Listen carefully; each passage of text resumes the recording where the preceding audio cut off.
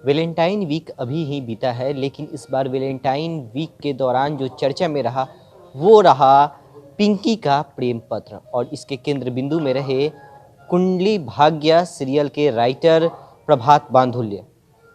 प्रभात आज पटना आए हुए हैं, हम सीधे इनसे मुखातिब होंगे। वैलेंटाइन के दिन तो आपने पिंकी के पत्र का जवाब दे दिया, क्या मुलाकात हुई?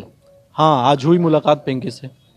हाँ, आज मुलाकात हुई, लंबी बातचीत हुई हमारी, और मैंने कहा है, वादा किया है कि हम साथ रहेंगे, एज ए फ्रेंड तुम्हारी मदद करेंगे। तुम्हें रोज़गार की ज़रूरत है तो उसकी लड़ाई लड़ी जाएगी, ये बात मैं कहूँगा तेजस्वी जी से। लेकिन उनको आप पर क्रश कैसे हो गया? हाँ, उसने आज बताया, मैं पूछा कि आप जानती कैसे हैं मुझे, तो उसका कहना था कि जब आपकी किताब आई थी बनारस वाला इश्क, और जब आप पटना पुस्तक मेला में आए थे, तब से मैं आपको फॉलो कर रही हूँ, सोशल मीडिया के थ्रू मैं आपको फॉलो करती हूँ, और तब से हम लोग साथ में हैं। आपको देखते रहते हैं, आपको सोशल मीडिया में फॉलो करते रहते हैं। और पिंकी के बारे में कुछ डिस्क्लोज करना चाहें? क्या उनकी जॉब की बेचैनी है? क्या उनके अंदर वो अभी लालसा है? हाँ, देखिए, मुझे लगता है जब मैं मिला तो मुझे लगता है कि पिंकी यहाँ के लड़के लड़कियों की प्रतिनिधित्व करती है। उसके बोलने का अंदाज जो है, वो तेवर जो है, और मैंने पहले भी कहा कि ये जो उसने कहा कि ये स्वाभिमान वाली बात है, लड़की होते हुए चिट्ठी में जो उसने कहा कि भाई हमारी नौकरी लग जाएगी तब मैं लेखक को प्रपोज करूंगी, तो ये एक मेरा मन किया था कि मैं उसका पीठ थपथपाऊं इस बात का। तो जब आज मुलाकात हुई तो मैंने कहा कि जिंदाबाद लड़की, तुमने गर्दा उड़ा दिया है सच में, जो मैंने चिट्ठी में लिखा था, क्योंकि वो लगती है कि ये वो उसके तेवर हैं इस तरीके के कि ये लड़ाई लड़ेगी, वो रोजगार की जो लड़ाई है। और बातचीत से मुझे लगा कि वो चाहती है कि तेजस्वी जी मुख्यमंत्री बने, मुझे ऐसा लगा। तो मैं तो खुद तेजस्वी जी को मुख्यमंत्री बनाने की लड़ाई लड़ा हूँ, बाद में अब तेजस्वी जी वो नहीं रह पाए, अभी जो मुख्यमंत्री जी हैं उनके खिलाफ मैं बोल रहा था लगातार, और अब जो भी हो, सत्ता का ये अलग अपना रूप है। तो मुझे लगता है कि बात से मुझे यही लगा कि वो चाहती है कि तेजस्वी जी मुख्यमंत्री बने और तमाम युवाओं को रोज़गार मिले, हमारे जैसे जो युवा हैं उनको रोज़गार मिले, और वो सारे युवा तेजस्वी जी को मुख्यमंत्री बनाने के लिए सपोर्ट करें। और आपके जैसे कोई युवक उनके साथी बने? हाँ, बिल्कुल। अब मुझे वही लगता है। हाँ, मतलब मुझे लगता है कि उसने क्यों सेलेक्ट किया, मुझे वही लगता है कि मेरा चुनाव क्यों। तो मुझे लगता है कि वो देखी होगी कि मैं औरंगाबाद से हूँ, और मैंने तेजस्वी जी के लिए बोला था लगातार, मीडिया में या जो भी फील्ड में भी लगातार बोलते रहा हूँ कि भाई रोज़गार चाहिए तो मौका दिया जाए, युवाओं को अगर रोज़गार चाहिए तो कोई युवा नेतृत्व ही मौका देगा। तो इसकी बात तो मैं लगातार कर ही रहा था।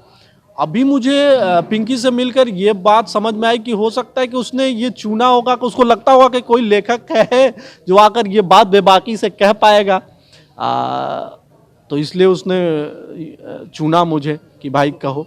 और मुझे लगता है कि यार, मुझे तो लड़कियों ने ही बनाया है, प्रेम के लिए ही है। मेरी एक कविता भी है कि मैं कहता हूँ कि डियर लड़की तुम बहुत प्यारी हो, लड़कियाँ होती हैं खूबसूरत, कुछ लोग हैं जो प्रेम नहीं करते, एक तुम हो जो करती हो प्रेम, प्रेम से बनाती हो गोल गोल रोटियां, प्रेम से परोसती हो खुद को उसके सामने भी जो शायद समझ नहीं पाता तुम्हारा प्रेम, और प्रेम में इस कदर डूबा होना तुम्हें खास बनाता है, और मुझे यह कहने में जरा भी हिचकिचाहट नहीं कि मुझे तुम सबसे मोहब्बत है। तो मैं तो दुनिया की तमाम लड़कियों से प्रेम करता ही हूँ, और मुझे अच्छा लगा कि उन्होंने चिट्ठी लिखी मेरे नाम। काफी गहरा प्रेम करते हैं, गहरी लिखे। हाँ, क्योंकि मुझे लगता है कि मुझे लड़कियों ने बनाया। लड़कियों का वो रूप माँ हो सकती है, बहन हो सकती है, प्रेमिका हो सकती है, दोस्त हो सकती है, लेकिन प्रभात को बनाया जो गया है, क्योंकि मैं इश्क लिख कर ही प्रसिद्ध हुआ हूँ, लोग उन्होंने मुझे जाना है, तो इसलिए। और अच्छा लगा मुझे आज पिंकी से मिलकर, और मैं पिंकी को ये बोल के आया हूँ कि यार तुम मीडिया के सामने आ जाओ,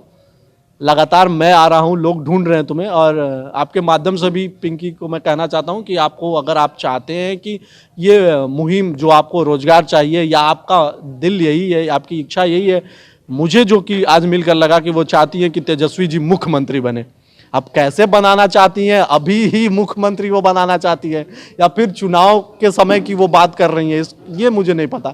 या उनकी कोई इंटरनल बात हुई है नीतीश कुमार से कि नीतीश कुमार छोड़ने जा रहे हैं तो तेजस्वी को मुख्यमंत्री बनाया जाए, लेकिन उनकी इच्छा यही है कि तेजस्वी को मुख्यमंत्री बना दी जाए और तेजस्वी जी जब मुख्यमंत्री होंगे तो युवाओं को रोजगार मिलेगा।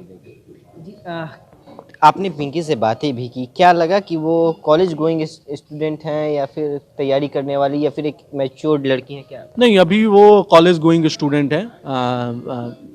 हाँ, कॉलेज गोइंग है। उन्होंने कहा भी कि हम अभी कॉलेज में हैं, एमए की छात्रा हैं वो।